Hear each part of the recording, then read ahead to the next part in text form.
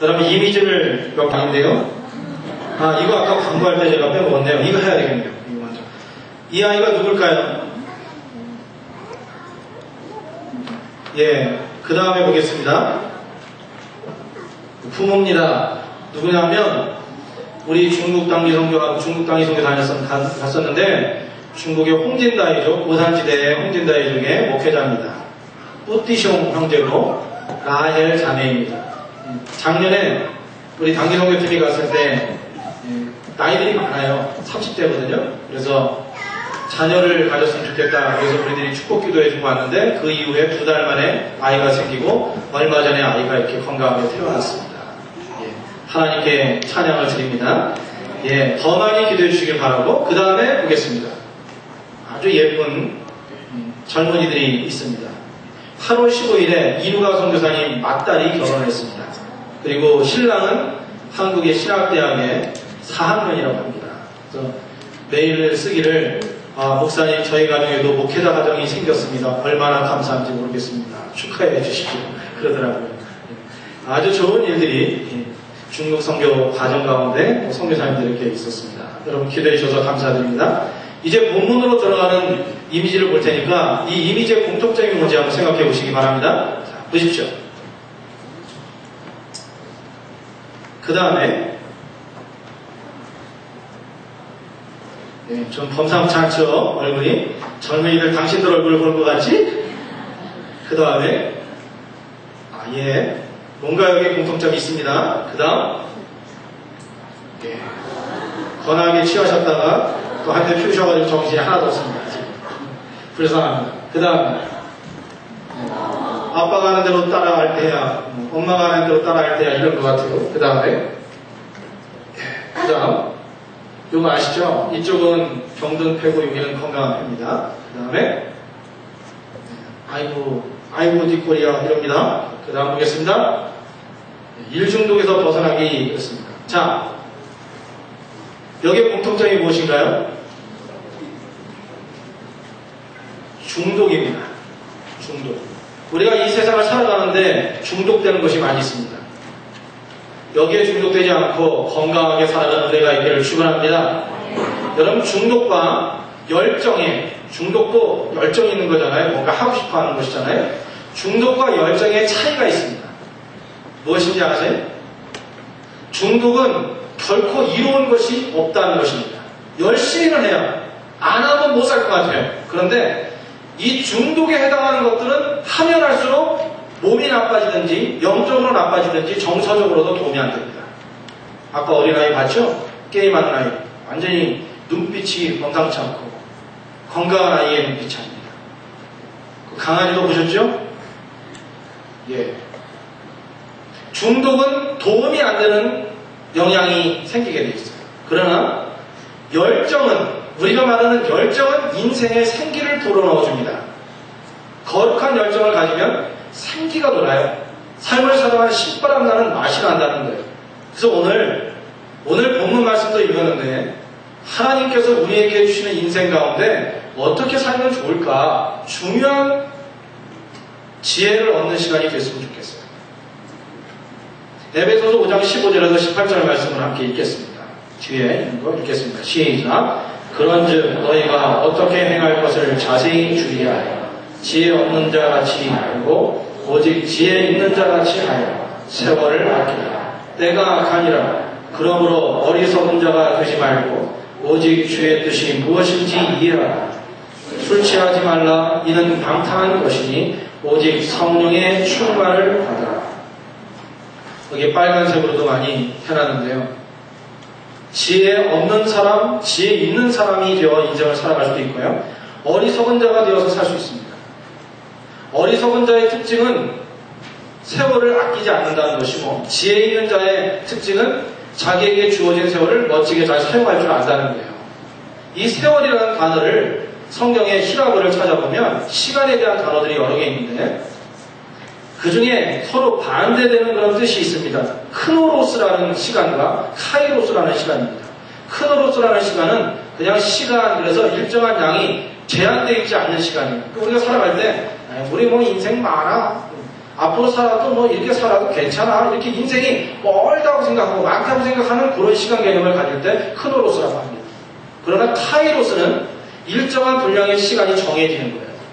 마치 한 사람의 인생이 태어나면 그의 생명이 시간과 똑같은 것처럼, 시간인 것처럼 우리에게 생명과 같은 시간이 정해질 때 그것을 카이로스라고 합니다. 이 두 단어 중에 사도 바울은 오늘 세월을 아끼라 할 때 카이로스의 단어를 쓰고 있어요. 누구에게나 나 인생의 시간은 정해져 있다는 것이죠. 저나 여러분들이나 살아가는 시간은 이미 하나님이 정해주셨어요. 이 시간을 어떻게 사용하느냐에 따라서 지혜로운 자가 될 수도 있고 어리석은 자도 될 수 있는 것입니다. 그럼 제가 그러면 질문 한번 할게요. 여러분의 인생을 어떤 것에 투자하고 살고 있습니까? 여러분의 인생에 어떤 것이 가장 여러분의 인생과 열정을 투자할 만한 목적입니까? 하나님께서 여러분에게 주신 귀한 인생, 이 시간, 정해진 시간을 살아갈 때 어떻게 하면 옳고 귀한 것, 바른 것을 위해서 중독되지 않고 중독이라는 열정 때문에 스펜드하다가 소비하다가 인생이 끝나는 것이 아니라 후에 우리 인생을 돌아볼 때 보람되고 가치 있고 그리고 우리의 삶을 돌아볼 때 우리가 행복한 삶을 살아갈 수 있는가? 오늘 이 질문에 피하지 말고 대답해야 돼요. 사랑하는 여러분은 무엇을 위해 여러분의 인생을 투자하려고 원하십니까? 세상에 많은 것 할 일 있지만은 그러나 꼭 해야 될 것, 필요한 것, 그리고 지혜롭게 주의 뜻을 알고 살아가는 그 길을 걷는 것, 정말 믿음의 내공이 있는 사람입니다. 그래서 오늘 읽어주신 본문은 이에 대한 해답을 제시하고 있습니다. 여기에 중요한 결정적인 실마리가 있어요. 젊은이들도, 우리 어머니, 아버지들도, 장년들도, 청년들도, 청장년들도 모두가 여기서 오늘 어떻게 우리가 인생을 살면 정해진 이 시간을 세상에 의해서 소비되는 중독이 아니라 멋진 인생을 살 수 있습니까? 귀한 지혜를 얻을 수 있으니까 오늘 그 지혜를 얻고 여러분 삶 가운데 활용하는 은혜가 있길 바랍니다. 다시 한번 본문을 읽어봅시다. 빌립보서 3장 12절에서 14절 말씀입니다. 한번 읽읍시다. 시작. 이미 얻었다 함도 아니요 온전히 이루었다 함도 아니라 오직 내가 그리스도 예수께 잡힌 바 된 그것을 잡으려고 쫓아가노라. 형제들아 나는 아직 내가 잡은 줄로 여기지 아니하고 오직 한 일, 즉 뒤에 있는 것은 잊어버리고 앞에 있는 것을 잡으려고 표대를 향하여 그리스도 예수 안에서 하나님이 우리 위에서 부르신 부름의 상을 위하여 쫓아간다. 여기에 많은 내용이 있지만 저는 두 가지 단어에 집중했으면 좋겠어요. 오직 한 일, 표대. 오직 한 일, 표대. 인생에 있어서 오직 한 일, 표대, 따라갈 표대는 무엇일까? 여기서 좀 편안하게 쉬어갑시다. 잘 들으시면. 이 세상을 보면 요즘에 얼마나 많은 정보들이 떠다는지 모릅니다. 정보의 홍수라고 할 수 있어요. 여러분 중에 인터넷 한번 쳐보지 않고 인터넷 엔진 들어가서, 검색 엔진 들어가서 보지 않은 건 없을 거예요. 이 세상에 얼마나 많은 알아야 할 것, 보아야 할 것, 그런 정보들이 많은지 모릅니다. 그런데 저 생각할 때 앞으로 현대를 살아가는데 정말 지혜롭고 인생을 소비하지 않는 사람의 특징은 굉장히 단순함의 능력을 가진 사람이 되어야 한다고 생각합니다. 노트북 하나 주고 거기에 뉴스를 보면 마음대로 시간을 주면 그 시간을 얼마나 소비하기 좋은지 모릅니다. 어떤 때는 아프리카에 가 있고 내가 미국에 가 있고 어떨 때는 연예인 옆에 가 있고 무슨 얘기인지 아시죠? 연예인이 뭐 어떻게 됐다 그러면 그것에 관심을 가지고 그 다음에 또 더 깊이 들어가면 더 많은 곳으로 헤매기 시작합니다. 그래서 우리가 이 엄청난 양의 정보가 흐르고 있는 이 세상에서 어쩔 수 없이 우리는 이 세상에 살고 있거든요. 현대에서 무엇을 구분하고 정리하면서 단순함의 지혜를 가지고 살 수 있는가? 이거 굉장히 큰 문제입니다. 이게 무슨 얘기인가? 잘 들어보시면 돼요. 여러분 우리가 보는 그 인터넷에 있어서 깔끔하게 점검된 홈페이지가 있습니다. 검색 엔진. 그 홈페이지는 구글이라는 홈페이지입니다. 홈페이지를 좀 보고 이 인터넷을 해본 사람들은 알 거고 인터넷 컴맹이신 분들은 방언을 들은 것이고 저한테 오늘 웬만한 건 다 들으시라 생각이 들어요. 구글이라는 홈페이지를 보면 이 구글이 얼마나 단순함이 중요한가를 가르쳐 주는지 몰라요. 좋은 예가 됩니다.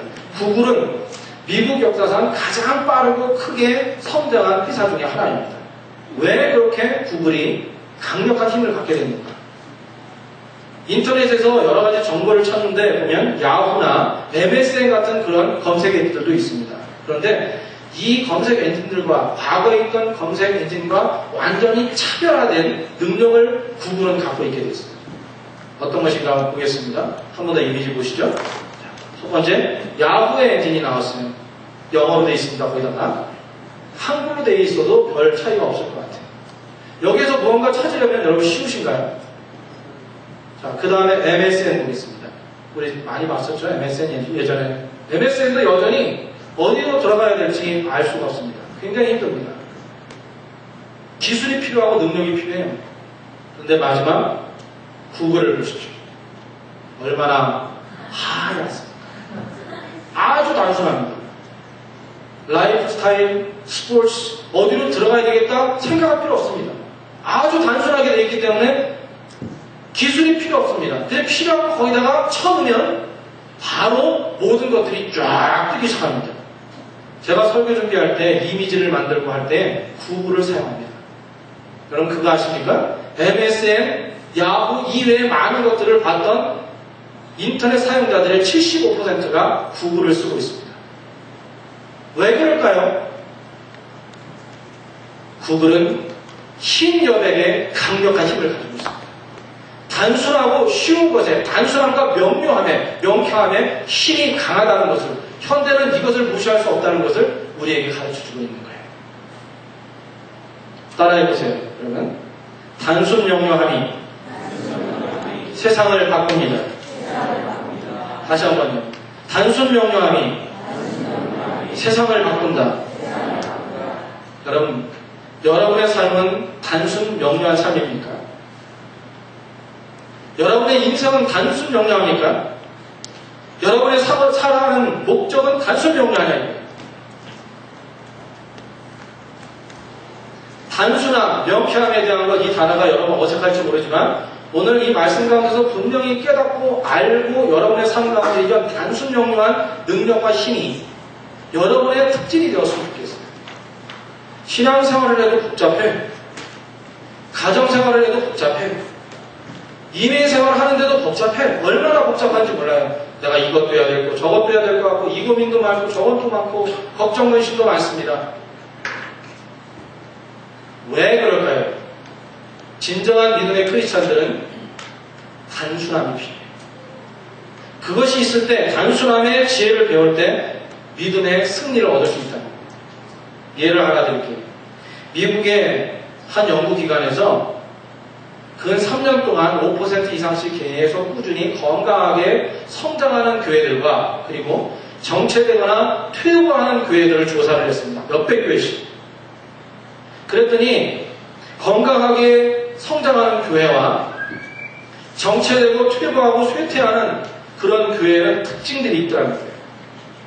그 중에 중요한 특징, 건강하게 성장하는 교회의 공통점이 있는데 그 공통점이 무엇인가 하면 건강한 교회는 똑같이 심플하고 명쾌한 사명선언을 가지고 있다는 거예요. 사명선언. 우리 교회 사명선언이 무엇인지 아십니까? 따라해보세요. 예수의 제자 되어 세상을 변화시키는 선교 공동체. 많이 들어보셨죠? 우리 교회의 사명선언입니다. 건강하게 잘 자라는 공동체의 교회의 특징은 이거는 교회뿐이 아니라 모든 컴퍼니와 이 세상의 어떤 공동체에도 거기에 비전이 뚜렷하고 간결하게 되어 있는 공동체가 성장하고 부흥한다는 거예요.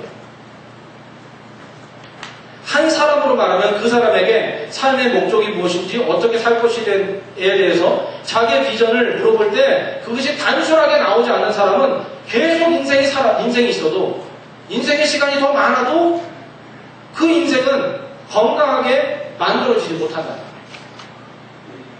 믿음 생활하는 우리도 크리스찬도 마찬가지라는 것이죠. 오늘 여기서 우리가 중요한 힌트를 얻어야 되는 거예요. 건강한 교회, 하나님 보시기에 아름답게 성장하는 교회에는 분명한, 단순 명료한 사명 선언이 있다. 그리고 이것은 목적뿐이 아니라 우리 이런 목적으로 간다 하는 것뿐 아니라 그 목적 안에는, 사명 안에는 과정이 들어있대요. 과정이 연결되어 있는, 연결고리가 있는 것이 문장화되어 있다는 것입니다. 사실 단순함은 성경에 예수님이 보여주신 가장 중요한 특질이었어요. 그 당시에 구약시대에 많은 이스라엘 백성들이 하나님의 율법을, 말씀을 지켜나가는데 최소 613개의 그런 율법 가운데 하지 말라, 하라로 규정되어 있는 것들을 지켰어요. 그러니까 하루는 한 율법학자가 예수님께 와서 질문을 합니다. 예수님, 이렇게 율법이 너무 많은데 예수님 생각할 때 가장 큰 계명이 무엇이라고 생각하십니까? 묻습니다. 예수님 무엇이라고 대답하셨죠? 613개를 딱 두 가지로 요약하셨습니다. 주 너의 하나님을 사랑하라. 두 번째는 내 이웃을 내 몸과 같이 사랑하라. 이것이 모든 율법이다. 예수님의 그의 목회 철학과 그의 삶과 그의 사역을 보면 너무나 단순합니다. 영혼을 구원하기 위해서 십자가에 죽기 위해 이 땅에 오셔서 아주 단순 명료하게 삶을 살았던 것을 볼 수 있는 거예요. 여러분, 사도 바울은 에베소 교회에서, 오늘 제가 왜 자꾸 단순 명료함 얘기하는가를 생각하시면서 들으시면 돼요. 사도 바울은 에베소 교회에서 약 3년간 양육을 합니다. 양육하고 훈련을 시킵니다. 믿음의 사람들. 그리고 나서 3년 양육이 됐을 때 그들을 통하여 하나님 나라를 위해서 섬기게 합니다. 오늘 바울이 말하기를 나는 오직 한 일을 할 것이다. 나는 표대를 향하여 나아갈 것이다. 이렇게 얘기하는 그 항목이 바로 저는 생각할 때 하나님의 사람들을 잘 양육하고 훈련시켜서 주님의 복음의 동반자로, 하나님의 일꾼으로 섬기는 자로 파송하는 것. 그 일이 바울의 한 일이었어요. 오직 한 일. 사도 바울의 모든 사역에 대한 성경을 다 읽어보면, 주목해서 잘 주의해서 보면 사도 바울은 늘 사람을 만나면 연결시켜서 그를 양육하고 훈련시켜서 자기 대신 이후에 하나님의 복음을 전할 수 있는 소아시아적뿐 아니라 많은 사람들에게 복음을 전할 수 있는 일꾼으로 세우는 그 일을 했다는 것입니다. 오직 한 일, 표대가 바로 이것이라는 것이죠. 우리 교회 사명선언은 뭐라고 그랬죠?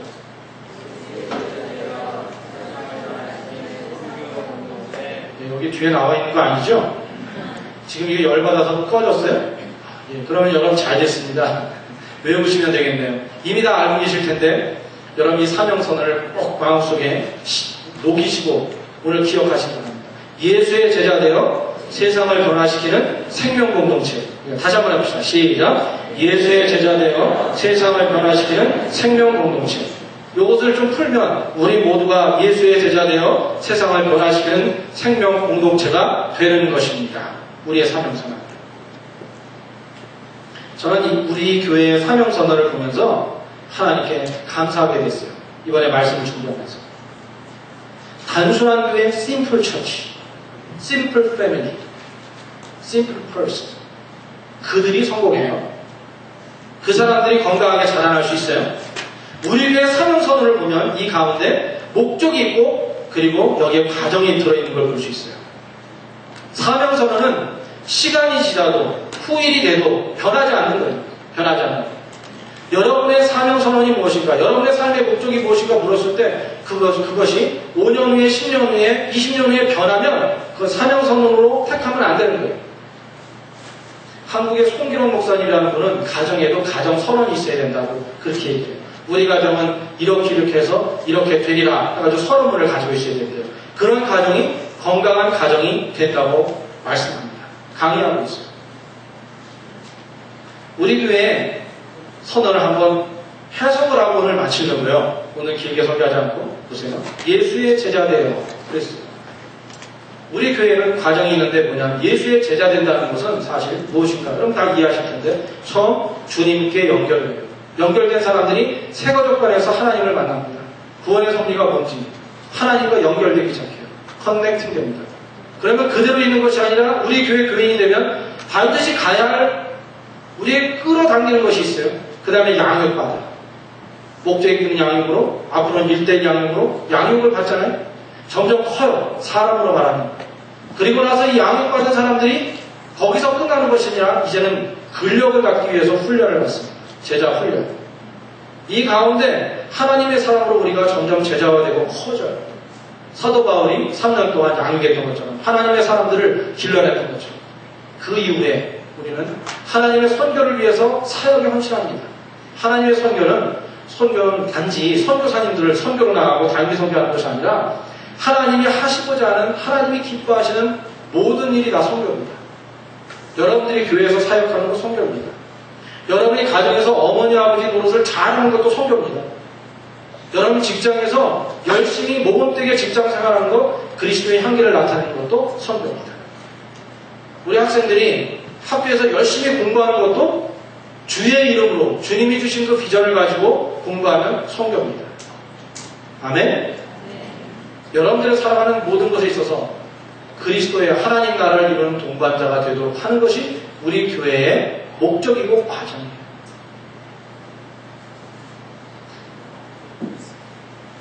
그리고 이렇게 신실한 제자가 되고 이웃을 섬기는 자가 되도록 하기 위해서 우리 교회가 갖는 두 가지의 현장이 있는데, 하나는 예배, 이렇게 드리는 공중예배와 또 하나는 셀, 작은 소그룹입니다. 이 안에서 여러분들은 지금 점점 더 자라나고 지금까지 하나님을 닮아오는 삶을 살고 있는 거예요. 우리 교회 사명선언이 뭐라고요? 한 번 더 할까요? 시작! 예수의 제자 되어 세상을 변화시키는 생명 공동체 되는 것입니다. 이것이 우리 교회의 사명선언이에요. 그런데 저는 이 사명선언을 다시 한번 외우고 정리하면서 이런 생각이 들었어요. 이 사명선언은 우리 교회의 선언이 아니라, 사명선언뿐 아니라 여러분의 가정의 사명선언이어야 한다는 거예요. 있습니까? 여러분의 가정이 만약에 예수님의 신실한 제자 돼서 하나님의 사역을 위해서 일할 수 있는 귀한 일꾼들이 된다면 할 만한 일 아니에요? 그렇게 될 줄은 믿습니다. 대답이 적어요. 더워서 힘이 없죠? 그래도 오늘 그런 가운데도 예배하는 여러분들에게 은혜가 넘칠 줄로 믿습니다. 정말 하나님의 제자가 되는 가정, 하나님이 귀하게 쓰시는 감동하는 그 일을 위해서 쓰임받는 가정 되는, 개인으로 봐서는요, 여러분 한 분 한 분에게도 이 사명선언은 공통이 될 수 있어요. 좋은 사명선언이 될 수 있어요. 나는 이 세상에서 예수님 제자들이라, 그리고 앞으로 멋지게 주를 기쁘게 드릴 수 있는, 하나님의 마음을 시원하게 해드릴 수 있는 인생 되리라. 이게 우리의 사명선언이고 인생의 목적이 되면 된다는 것입니다. 오늘 더운 이 기간에 말씀 함께 나누고 예배하느라고 수고 많으셨어요. 다시 한번 따라합시다. 단순함이 세상을 바꾼다. 여러분의 사명선언이 분명하게, 확실하게, 확고하게 보여지고 그 길을 따라가는, 믿음의 지름길을 따라가는 여러분들 되기를 주님의 이름으로 축원합니다. 기도하겠습니다. 교회가 되는 것은 단순 영감이 있어야 한다 했습니다. 우리에게 귀한 사명 주셨으니 그 길 열심히 달려가는 교회 되기 원합니다. 우리의 가정도 내 영혼도 하나님이 원하시는 귀한 제자 되며 하나님께서 우리에게 기대하시는 사명을 가지고 섬기며 살아갈 수 있는 나머지 인생 되도록 역사하여 주옵소서. 예수님의 이름으로 기도드립니다. 아멘.